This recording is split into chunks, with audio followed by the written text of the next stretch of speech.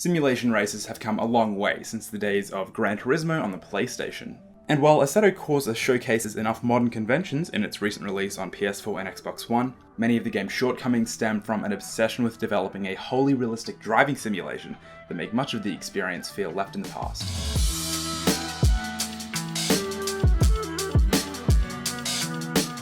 Assetto Corsa doesn't go out of its way to make you feel at home.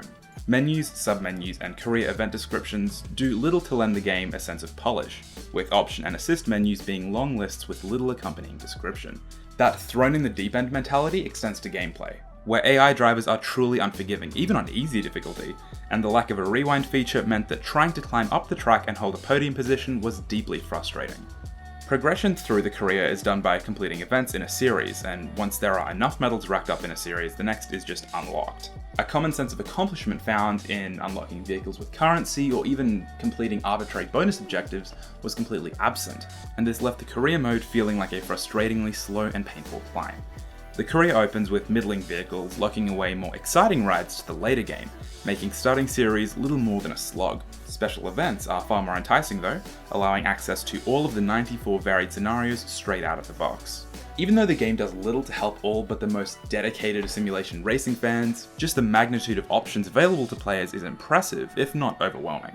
Custom events can be tweaked in areas of weather conditions, ambient temperature, and specific time of day, with driving assists leaving little to be desired. The simulation itself leans heavily towards realism rather than arcade fun, and succeeds in that it's very unforgiving, particularly given that lack of a rewind feature mentioned earlier, which yes, really is a big deal. It meant that instead of taking opportunities to try and push myself as far as I could, I was terrified by the idea of having to restart events or, God forbid, move to a different one and have to deal with the game's lengthy load times. Visually, Assetto Corsa sits comfortably in middle-of-the-road territory on current-gen consoles. Targeting a 1080p 60fps presentation, the game struggles to consistently hit that bar on Xbox One with a single car. With a full 8-player race on screen, events can have frame rates dip to noticeably distracting lows, with aggressive screen tearing detracting from what should feel consistent in its fluidity. Tracks are sparse, and detail and lighting appear flat, making the majority of what there is to look at during play something of an eyesore. In addition, a lack of background music rob time attack events of a sense of urgency and make racing AI drivers feel more frustrating than exhilarating. I'll admit that I'm not completely dedicated to the racing genre, and I'm certainly not driven by the idea of unadulterated realism in games. But so much of this experience at its core feels unpolished, and at times even incomplete.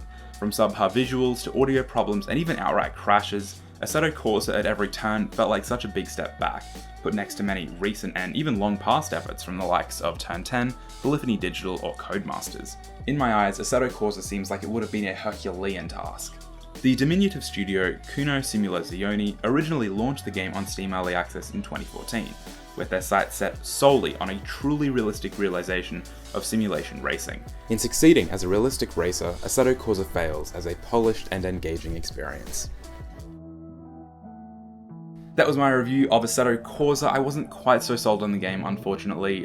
It did do quite a few things fairly well, but like I said, a lot of the experience does feel a bit sketchy at its core. Assetto Corsa released late last month on PS4 and Xbox One at retail and digital. If you have your own thoughts, please feel free to leave them in the comments section, or you can tweet them at me on Twitter, where you'll find me as @cringeworthy. But for now, that's all from me. Thanks for watching.